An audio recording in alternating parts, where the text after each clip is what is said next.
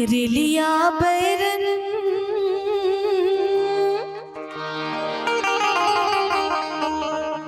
रेलिया बैरन पिया को लिए जाए रे। रेलिया बैरन पिया को लिए जाए रे। रेलिया बैरन रेलिया बैरन पिया को लिए जाए रे। रेलिया बैरन रेलिया बैरन पिया को लिए जाए रे। रेलिया बैरन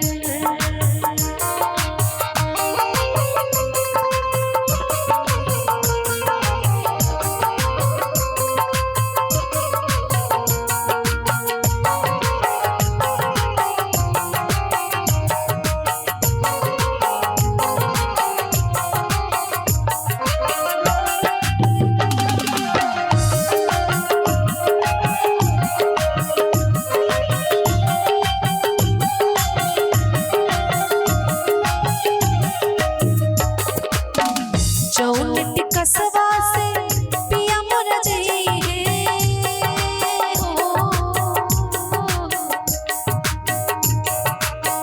जौन टिकसवा से पिया मोर जइहे। जौन टिकसवा से पिया मोर जइहे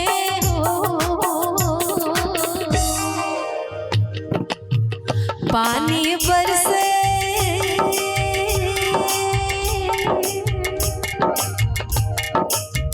पानी बरसे टिकस गल जाए रे। हर पानी बरसे टिकस गल जाए रे।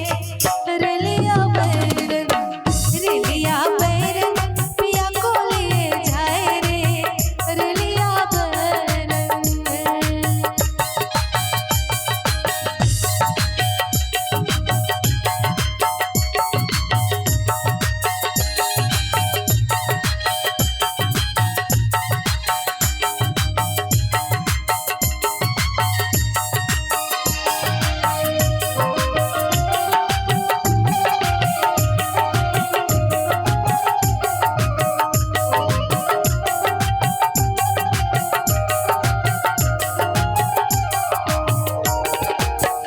जौन साहबवा के पिया मोरे नौकर हो।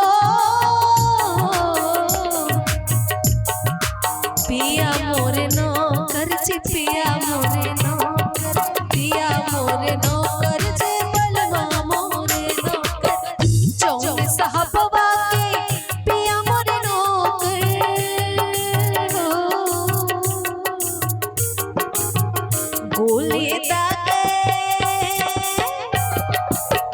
गोले दाग साहब मर जाए रे। रेलिया बैरन रेलिया बैरन पिया को लिए जाए रे। रेलिया बैरन। और अंत में वैसे तो ये गाना बहुत लंबा चौड़ा है और जितनी औरतों के मन में जितनी भड़ास है सब इस गाने के माध्यम से निकली हुई है। उस समय की बात है जब हमारा देश गुलाम हुआ करता था और लोग कमाने के लिए बाहर जाते थे, बंगाल तरफ जाते थे और अंग्रेजों के अधीन होकर काम करते थे। जौन सवतिया अरे पिया मोरे आशिक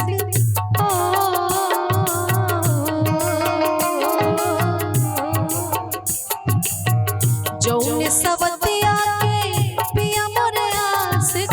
जौन सवतिया के पिया मोरे आशिक